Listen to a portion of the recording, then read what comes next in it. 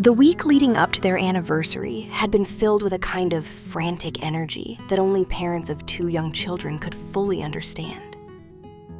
Every evening after work, the house rang with the sound of doors opening and closing, of the washing machine groaning, of 2 little voices asking for snacks or bedtime stories.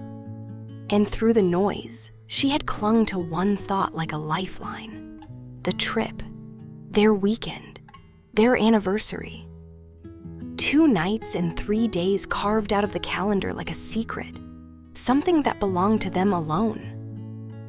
She had pictured it over and over while driving home from work, while folding the endless parade of tiny socks and shirts, while answering emails at midnight. A soft robe at the spa, a glass of wine in her hand, the quiet press of her husband's shoulder against hers at a candlelit table. She had been starving for it. Not just the rest, not just the indulgence, but the intimacy of being simply a couple again, not just parents or co-workers in the machinery of their household. Her husband, Mark, had smiled when she talked about it. He wasn't as effusive as she was, but that was just him. Quieter, steadier, sometimes frustratingly unreadable.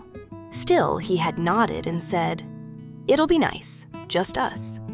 And she had believed him. She had packed her best dress, the perfume she rarely wore, even a silk slip she'd ordered online in a rush of romantic hope. The kids had been dropped at her sister's that morning, their small hands waving from the doorway, and she'd felt an almost guilty lightness as they drove away. She rolled down the car window and let the wind tangle her hair, the highway stretching ahead like a promise. For the first hour, it was exactly as she'd dreamed. The music low on the radio, the landscape changing from suburbia to rolling green. She watched the clouds drift and imagined the taste of wine on her tongue, imagined the softness of sheets she hadn't had to launder. Then, as they pulled into the gravel driveway of the rental house, she noticed the other car. It was familiar, too familiar. Her stomach lurched with a strange recognition before her mind caught up. "Wait," she said slowly, gripping the handle above her window. Is that your mom's car?" Mark's hands tightened briefly on the steering wheel, then loosened. He pulled in beside the silver sedan as if this were the most natural thing in the world. "She got here a little early," he said, cutting the engine. Her pulse thudded in her ears. "She got here? Mark, why is your mom here?" And then the passenger door of the other car opened, and there she was, his mother, small and smiling, stepping out with her overnight bag in one hand. She waved, delighted, as though this were a family reunion rather than a romantic escape. "Surprise!" Mark said brightly, and before she could form words, he was out of the car, striding to hug his mother. She sat frozen in her seat, the seatbelt pressing tight across her chest. Surprise? Surprise! The word echoed with a kind of absurdity, a carnival mirror version of what she'd been waiting for. When she finally got out of the car, his mother was already talking, her voice lilting with excitement. "I just thought it would be so lovely to spend the weekend together, and I can help with the kids if you 2 want to go out for a bit. Isn't this place beautiful?" Her lips moved, but no sound came. Mark put his arm around his mother and beamed at her, and the world tilted. The rental house was gorgeous, just as the photos had promised.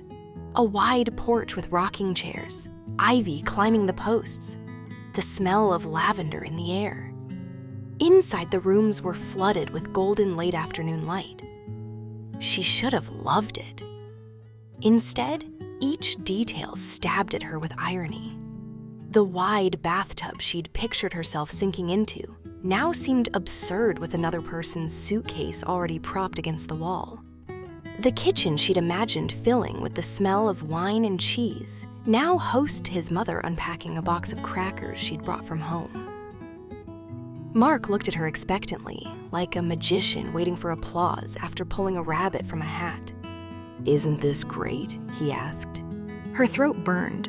I thought it was going to be just us." His smile faltered only slightly. "Well, yeah, but Mom doesn't get out much. I thought it would be a nice surprise. She can watch the kids if we want to go out." Except the kids weren't even here. They were 2 towns over, already tucked into her sister's cozy chaos. She forced her face into something neutral, not wanting to explode in front of his mother. "Right," she said tightly. "A surprise." Dinner that night was at a little restaurant she had booked weeks earlier, one with white tablecloths and candles in glass holders. She had envisioned the intimacy of leaning close across the table, their hands brushing as they shared dessert. Instead, his mother sat between them, chatting with the waiter about the specials, ordering a second basket of bread, asking them if they'd heard from the kids yet. She tried to catch Mark's eye, to send a silent plea, but he only smiled vaguely, sipping his wine, content. On the drive back, she stared out the window, the darkness pressing against the glass. Mark hummed along to the radio. His mother dozed in the back seat. When they got to the rental, she excused herself quickly, saying she was tired. In the bedroom, their bedroom, she closed the door and pressed her palms to her eyes until stars bloomed behind them. The suitcase with her silk slip stayed closed in the corner. She crawled into bed in her oldest pajamas and lay rigid, listening to the muffled laughter of Mark and his mother in the kitchen. She thought of the weeks she had counted down to this, the anticipation like a lifeline pulling her forward through the grind of work and parenting. And now it was gone, hijacked by a surprise she hadn't asked for. At some point, Mark slipped into the bed beside her, smelling faintly of wine and wood smoke from the fire he'd lit with his mother. He touched her shoulder, but she pretended to be asleep. His hand lingered, then withdrew. In the morning, she woke to the sound of his mother's voice again, bright and cheerful, already making coffee. She lay staring at the ceiling, her heart pounding with a mix of anger and despair. This was supposed to be their weekend, and instead, she felt like a guest at her own anniversary. She had always imagined vineyards as romantic places, the long green rows stretching under the sun, the slow, luxurious pace of sipping wine with someone you loved. But that morning, as the 3 of them drove to the winery she had researched weeks earlier, it felt more like being chauffeured into someone else's family outing. His mother sat in the passenger seat, talking animatedly about the countryside, pointing out barns and horses, asking questions about which crops were in season. Mark responded with cheerful hums and nods, steering easily along the winding road. From the back seat, she pressed her forehead against the cool glass, the landscape passing in blurs of green and gold. She tried to summon excitement. After all, this was one of the highlights she'd planned. She had even chosen her dress for the tour, a such cream fabric that fluttered at her knees. But beside his mother's chatter, she felt invisible, like the third wheel in her own anniversary. At the vineyard, a young guide greeted them with a polished smile, leading them down a gravel path. The air smelled faintly of grapes and earth. His mother clutched her arm in delight. "Isn't this just charming?" she said, as though they were best friends sharing an adventure. She forced a smile. "Yes, it's beautiful." The tour wound through neat rows of vines, the guide explaining soil composition and fermentation methods. His mother asked dozens of questions, her voice carrying over the group. "How many grapes go into a bottle? Do you ever get tired of wine? Can visitors stomp the grapes?" The other couples on the tour chuckled, indulging her, but she caught the subtle glances, the polite patience, the little smiles that said, "Oh, that lady again." Mark didn't notice. He walked with his mother, occasionally taking pictures of her against the vines, urging her to smile wider. The wife lingered behind, her hands trailing against the leaves, her chest tight. This was supposed to be the 2 of them, leaning close as the guide poured samples, exchanging glances over the rims of glasses. Instead, his mother downed her first tasting and declared loudly that it went straight to her head, sending the group into laughter. When the guide poured the second wine, she lifted her glass slowly, trying to savor the notes of oak and cherry. But Mark's mother interrupted again, asking if they could take their glasses as souvenirs. She closed her eyes, exhaling through her nose. This wasn't just disappointment anymore. It was humiliation. The imagined version of this trip, the spa, the dinners, the closeness, had shattered into something grotesque. A parody of romance with his mother in the starring role. During a lull, she slipped away from the group under the pretense of taking photos. She found herself at the edge of the vineyard, staring at the horizon. Her hands trembled slightly as she typed a message to her sister. "He brought his mom to our anniversary trip. She's here, with us." A bubble popped up immediately. "You're kidding, I wish I was." Her sister's replies came fast, furious. "What the actual hell? Are you okay?" She stared at the words, her throat tight. Was she okay? She didn't know. She felt dizzy, her body buzzing with rage and hurt. But under it all was a hollow ache. This weekend had been her lifeline, and now it was slipping through her fingers. She deleted the draft reply, not ready to put her feelings into words. Instead, she slid the phone back into her purse and rejoined the group. At lunch, the three of them sat at a long wooden table overlooking the vineyard. The sun was warm, the air filled with the smell of bread and olive oil. Couples leaned toward each other, sharing bites, laughing softly. Across from her, Mark spread butter on his mother's bread and asked if she wanted more water. She stabbed at her salad, her appetite gone. When the bill came, she reached instinctively for her wallet. But Mark waved her off. "I've got it," he said. Then, turning to his mother, "Don't worry about a thing this weekend, Mom. It's all on us." Something inside her cracked at that. She set her fork down slowly. "Mark," she said, her voice careful, "can I talk to you for a second? Alone?" He blinked, glancing between her and his mother. Sure?" They stepped aside just a few feet away, but enough that they couldn't be overheard. Her pulse raced. "What are you doing?" she hissed. "This was supposed to be our anniversary trip." "Just us, and now it's like we're hosting your mom." His brow furrowed. "She's having a great time. What's the problem?" "The problem," she said, her voice sharp, "is that I don't feel like your wife here. I feel like a tag-along, like I'm invisible." He scoffed softly, lowering his voice. "You're being dramatic. She just wanted to spend time with us. Can't you see how happy she is?" Her chest heaved. "What about me, Mark? Don't you care how I feel?" His jaw tightened. "I thought you'd appreciate a break. She can watch the kids while we go out, but she comes with us everywhere." The words burst out, harsher than she intended. A couple at the next table glanced over. She lowered her voice, trembling. "You've turned our anniversary into a family vacation." Mark's eyes flashed with irritation. "You're making a scene," he muttered. She stared at him, the betrayal sinking deeper. A scene. That was what he cared about. Not her disappointment, not her crushed expectations, just whether she was embarrassing him. When they returned to the table, she plastered on a brittle smile. His mother looked at her with mild curiosity, but didn't ask. The rest of the afternoon blurred. More tastings, more laughter that wasn't hers. By the time they returned to the rental house, her head throbbed with a mix of wine and suppressed fury. That evening, she tried again. She lit a candle in the bedroom, set out the dress she'd packed for dinner. She thought maybe Maybe if she created the atmosphere, he'd understand.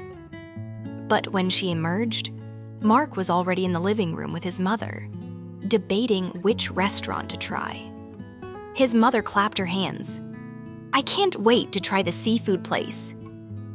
The candle burned alone in the bedroom. Dinner was another ordeal. His mother ordering appetizers for the table, asking the waiter about dessert before the entrees had arrived. She felt herself shrinking, smaller and smaller, a ghost at the table. When the check came, Mark leaned over and kissed his mother's cheek.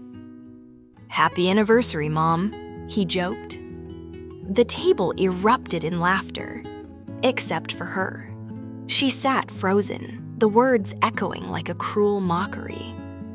Later, back at the rental, she didn't even try. She grabbed a pillow and blanket and marched to the guest room, slamming the door before either of them could speak. In the silence, she lay curled on the unfamiliar bed, her tears hot against the pillowcase. She wasn't just angry anymore. She was scared. Scared of what this meant about her marriage, about her place in his life. Because if he couldn't see her now, if he couldn't understand the simplest thing she needed, then when would he? The guest room was smaller than the master, barely wide enough for the narrow bed and a dresser. But she felt oddly grateful for its walls. They gave her space to breathe, space that wasn't filled with his mother's constant voice or Mark's bewildering indifference. But the silence wasn't comforting. It was heavy, pressing on her ribs, loud with the sound of her own thoughts. She stared at the ceiling in the dark, feeling each second stretch longer than the last. Somewhere down the hall, muffled laughter drifted. Mark and his mother watching a movie, apparently unbothered by the fact that his wife had abandoned their shared bed. Her phone buzzed on the nightstand. A message from her sister lit the screen. "How's it going?"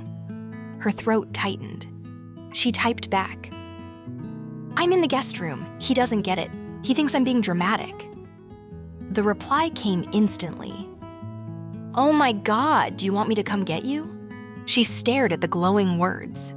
The thought of leaving, of just walking out, of refusing to endure another minute of this charade, sent a jolt through her chest. But she didn't answer. Not yet. When she finally drifted into a restless sleep, it was with that thought gnawing at her. Escape. The next morning, she woke to the sound of dishes clattering in the kitchen. The smell of bacon wafted under the door. She pulled the blanket over her head, unwilling to face another day of smiling through her own misery. But eventually, hunger and pride pushed her out. At the table, Mark and his mother were already eating, chatting about the day's plans. His mother looked up brightly when she entered. "Good morning, sweetheart." "Did you sleep well?" The word sweetheart hit her like a slap. She forced a nod and sat down, though the food tasted like cardboard in her mouth. Mark didn't meet her eyes. He poured coffee into her cup without asking, as if that gesture could erase the fact that she'd slept in another room. "We were thinking of driving into town today," his mother said cheerfully. "There's a little antique shop I read about." "Doesn't that sound fun?" Her fork froze halfway to her mouth. "Actually," she said slowly, carefully, "I'd like to do something just with Mark today. Just the two of us." The words hung in the air like a challenge. His mother blinked, surprised. Then she smiled a little too brightly. "Oh, of course. You two go ahead. I'll just find something to do." Mark frowned. "Mom, you don't have to." "I want to," she interrupted quickly, her smile fixed. "Really, it's fine." But the tension at the table was thick enough to taste. Later, as they drove away alone for the first time since they'd arrived, she felt the weight of the moment pressing on her. This was her chance. "Mark," she began, her voice low but firm. "We need to talk." He kept his eyes on the road. "About what?" She laughed bitterly. Are you serious? About this weekend. About you bringing your mom on our anniversary trip without telling me. His jaw tightened. I told you, I thought it would be nice. She never gets out. This wasn't about her, she snapped. It was supposed to be about us. About our marriage. But instead, I've spent every second feeling invisible. He shook his head. You're overreacting. You're making this into a bigger deal than it is. Her hands curled into fists in her lap. Stop saying that. Stop acting like my feelings don't matter. Do you even realize what this trip meant to me? How much I've been looking forward to it? For the first time, his voice sharpened. So what, you hate my mom now?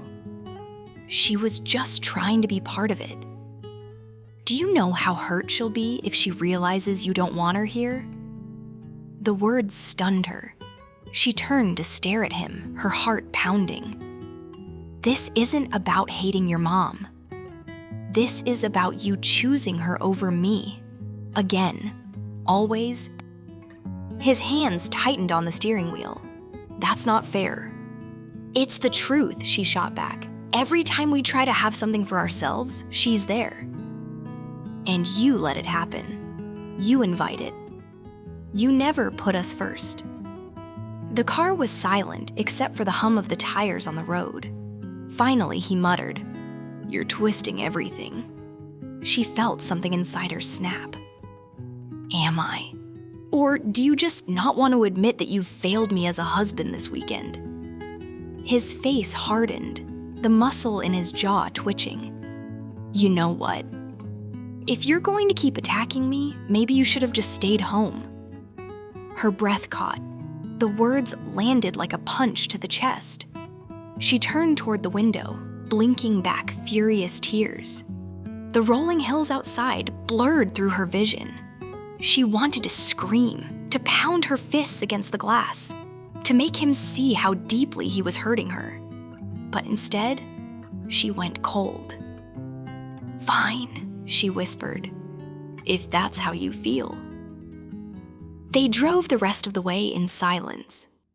The antique shop was quaint, filled with porcelain figurines and old books, but she barely saw any of it. Mark wandered beside her, pretending nothing was wrong, picking up objects and making idle comments. She nodded without listening. At one point, she slipped into a narrow aisle between shelves and pressed her forehead against her hands. She felt like she was standing on the edge of something vast and dangerous. One more wrong word, one more careless dismissal, and she didn't know what she might do. Back at the rental, his mother greeted them eagerly, asking about their day. She couldn't muster the energy to lie. She mumbled something about being tired and retreated to the bedroom, locking the door behind her.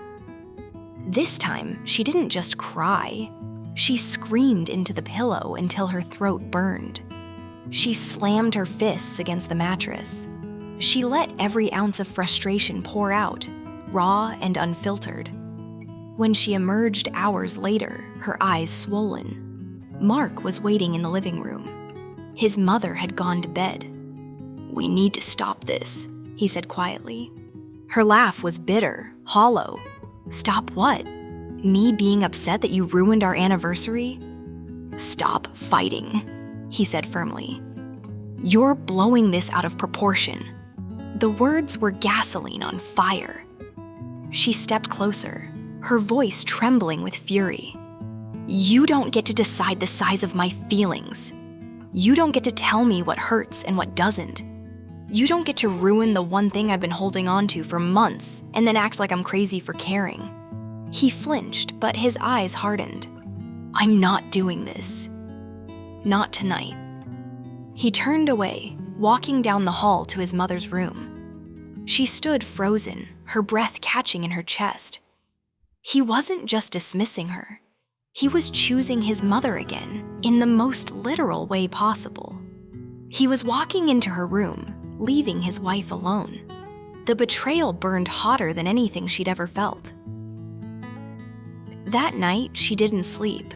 She sat on the porch with a blanket around her shoulders, staring at the stars until the sky lightened to gray. By morning, her decision was made. The sunrise crept over the hills slowly, staining the sky with streaks of gold and pink. She watched it from the porch, her body wrapped in the same blanket she'd sat with all night.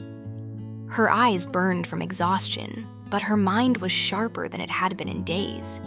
She had reached a place beyond anger, beyond the constant sting of disappointment. What remained was cold, clear resolve. When the front door creaked open, she didn't move. Mark stepped out, rubbing his eyes, his hair disheveled from sleep. He looked at her like he didn't quite recognize her. "You've been out here all night?" he asked. "Yes," she said simply.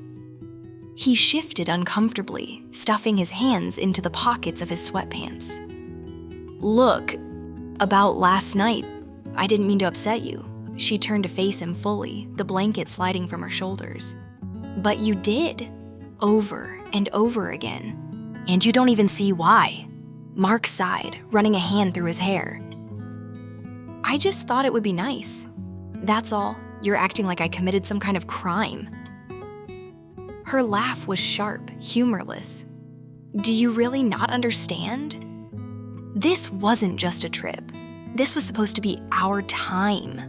A reminder that we're more than exhausted parents and roommates passing each other in the hallway. And you invited your mom without even asking me. You didn't just ruin a weekend, Mark. You made me feel like I don't matter." He opened his mouth, then closed it again. His silence was louder than any excuse. Finally, she stood, the blanket pooling at her feet. "I can't keep doing this." "Not like this," he frowned. "What does that mean?" "It means I'm going home." The words dropped between them like a stone. Mark blinked, stunned. "Home? But you can stay," she said firmly.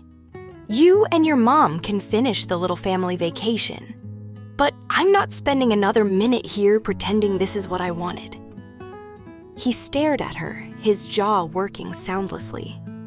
"You're overreacting," he managed finally. Something in her snapped. She stepped closer, her eyes blazing. "Stop saying that. Stop dismissing me like I'm some irrational child. This is not an overreaction. This is me finally realizing that you don't see me, that you've stopped seeing me a long time ago."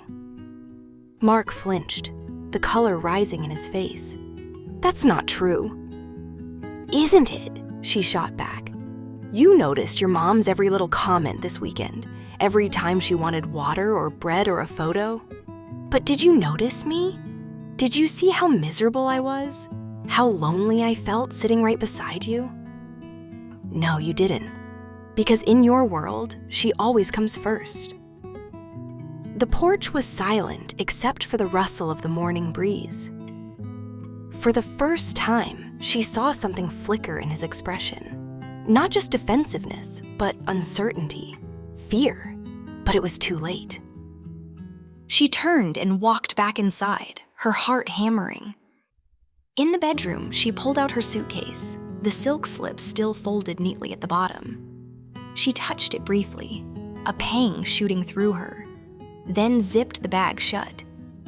When she rolled it into the hallway, his mother was there, standing with a mug of coffee. "Oh," his mother said, her eyes widening. "Are you leaving?" "Yes," she said flatly. His mother glanced toward Mark, who was still on the porch, then back at her. "Did something happen?" She let out a sharp breath, a bitter smile tugging at her lips. "You really don't know?" His mother flushed, shifting uncomfortably. "I just wanted to spend time with you both. I thought I was helping." "Helping?" The word tasted sour. "You came on our anniversary trip, to every dinner, every moment we were supposed to have for ourselves. And Mark let it happen. That's not helping, that's suffocating."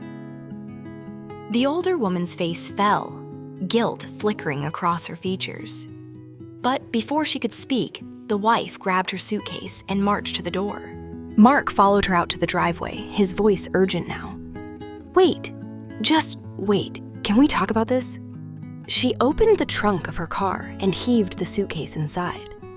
"We've been talking, Mark, for days, and you haven't heard a single word." He grabbed her arm, not roughly but with desperation. "Please, don't go. We can fix this."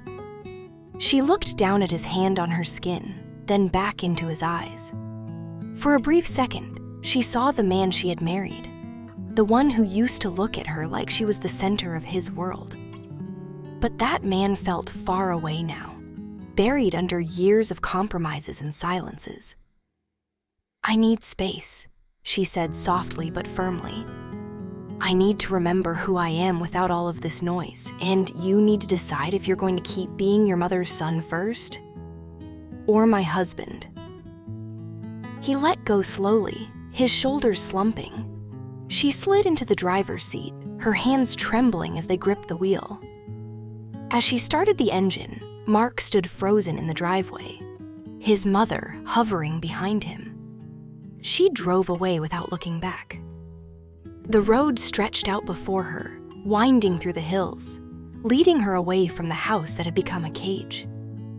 The further she went, the lighter she felt, though the ache in her chest remained deep and raw. She didn't know exactly what waited at home. She didn't know if this was the beginning of the end or just the jolt their marriage needed. But for the first time all weekend, she felt in control. Hours later, she pulled into her sister's driveway. The kids were playing in the yard, their laughter cutting through the heavy fog in her mind. When they saw her car, they ran toward her, their little arms flung wide. She knelt to gather them up, burying her face in their hair. For a moment, everything else fell away. Her sister stood on the porch, watching with wary eyes. "You came back early," she said gently when the kids had run inside. "Yeah," she whispered, straightening.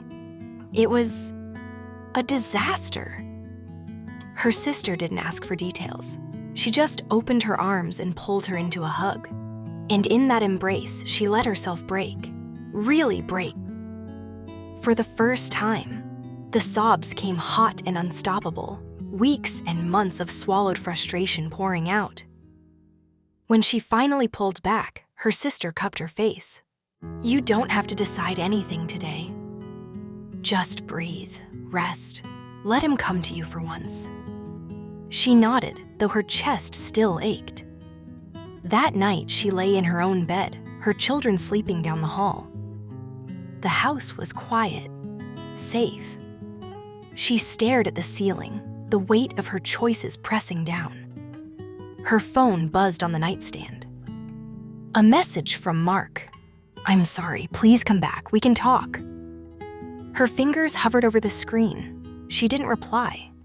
Not yet. For once, the silence belonged to her. The days after she returned home blurred together in strange, uneven rhythms. On the surface, everything looked almost normal. She got the kids ready for school, answered work emails, made dinner. But underneath, a quiet storm brewed. Her phone lit up constantly with messages from Mark, some short, pleading notes, "I'm sorry, please call me." Others, longer, rambling paragraphs that swung between guilt and defensiveness.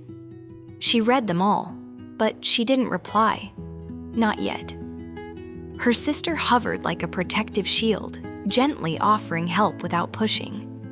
"You don't owe him forgiveness," she said one night as they shared a bottle of wine on the porch. "But you owe yourself clarity. You deserve to know what you actually want, clarity." The words stuck with her. She realized how long it had been since she'd felt truly clear about anything in her marriage. On the third night, after the kids were asleep, her phone buzzed again. This time it wasn't a message. It was a call. Mark's name lit up the screen, and before she could second-guess herself, she answered. There was silence on the line for a long beat. Then his voice, low and rough. "I miss you." She closed her eyes, her throat tightening. "Do you miss me, Mark? Or do you just miss the version of me who stayed quiet and didn't make waves?" He exhaled sharply. "That's not fair." "No," she said firmly. "What wasn't fair was you hijacking our anniversary trip and making me feel like a ghost in my own marriage." His silence told her she'd struck the mark. Finally, he said, "I screwed up. I thought I was doing something good, and I didn't see how much it hurt you. That's on me." The words landed heavily. It was the closest he had come to admitting fault, but it wasn't enough. "You didn't just screw up a weekend," she whispered. "You made me feel like I don't matter. Like I'll always come second. And I can't live like that, Mark. I won't." His voice cracked just slightly. "So what are you saying? That we're done?" The question hung in the air like a blade. She thought of their wedding day, of the vows they'd spoken, of the children sleeping down the hall who were half of each of them. She thought of the good times, the laughter, the inside jokes, the comfort of his hand in hers. And she thought of the porch at the rental house, the emptiness in her chest as he walked away to his mother's room. "I don't know," she admitted. "I don't know if we can come back from this. But I know I can't keep pretending everything's fine when it's not." There was a long silence. Then, quietly, he said, "Will you at least come home? So we can figure it out together?" Home. The word caught in her chest. This house, her sister's house, had felt like a refuge. But their real home was still waiting, filled with memories, good and bad, that belonged to both of them. "I'll come back," she said finally, "but only if you're willing to really listen. Not dismiss, not minimize, listen." "I will," he said quickly. "I promise." The next afternoon, she packed her things and drove back. The kids were excited, chattering in the back seat, unaware of the fragile thread holding everything together. When she pulled into their driveway, Mark was already outside, waiting. He looked exhausted, his eyes shadowed, his shoulders slumped. The kids ran to him, and he scooped them up, his face lighting briefly before his gaze found hers. For a moment, they just looked at each other across the car roof, the weight of everything unsaid pressing down. Inside, after the kids scattered to their rooms, they sat at the kitchen table. It felt strangely formal, like a negotiation. She folded her hands, steadying herself. If this marriage is going to work, things have to change. He nodded quickly. "I know." "No," she said sharply. "Do you? Do you really? Because it's not just about the trip. It's about years of me feeling like I come second. It's about you never setting boundaries with your mom, never putting us first, and I can't live like that anymore." He swallowed hard, his eye fixed on the table. "You're right. I've leaned on her too much. I didn't realize how much it hurt you, but I see it now. I don't want to lose you." Her chest ached. "It's not just about not losing me. It's about actually choosing me. Every day, even when it's uncomfortable, even when it means disappointing her." He looked up then, his eyes raw. "I can do that. I want to do that." She studied him, searching for the man she'd fallen in love with. There was sincerity in his gaze, a vulnerability she hadn't seen in years. But promises were easy. Change was harder. "I'll give you a chance," she said finally. "One chance. But if I feel again like I'm invisible, like I'm not your partner, I won't stay. I won't raise our kids in a marriage where love means being silenced." He reached across the table, hesitating before taking her hand. His grip was tentative, almost reverent, as if afraid she might pull away. "I'll prove it to you," he said quietly. I'll prove that you matter more than anything." For the first time in days, she let herself hope, just a little. That night, they tucked the kids into bed together. In their room, she unpacked her suitcase. The silk slip was still folded at the bottom, untouched. She ran her fingers over it, considering. When she finally slipped it on, it wasn't for him. It was for herself. A reminder that she was still here, still worthy of being seen, still more than the role of mother or wife. When she walked into the bedroom, Mark looked up, surprise flickering in his eyes. For once, he didn't joke, didn't deflect. He simply looked at her as if seeing her clearly for the first time in a long time. And for the first time all weekend, she felt like herself again. The path ahead wasn't simple. It would take time, trust, and real effort. But as she climbed into bed beside him, she let herself believe that maybe, just maybe, this storm had cleared a space for something stronger to grow, because she wasn't invisible anymore. When she finally slipped it on, it wasn't for him. It was for herself. A reminder that she was still here, still worthy of being seen, still more than the role of mother or wife. When she walked into the bedroom, Mark looked up, surprise flickering in his eyes. For once, he didn't joke, didn't deflect. He simply looked at her as if seeing her clearly for the first time in a long time. And for the first time all weekend, she felt like herself again. The path ahead wasn't simple. It would take time, trust, and real effort.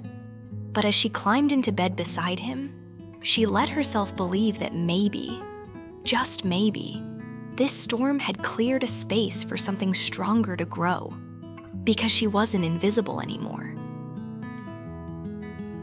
Thank you for watching. If you enjoyed this story, please give it a thumbs up and share it with your friends.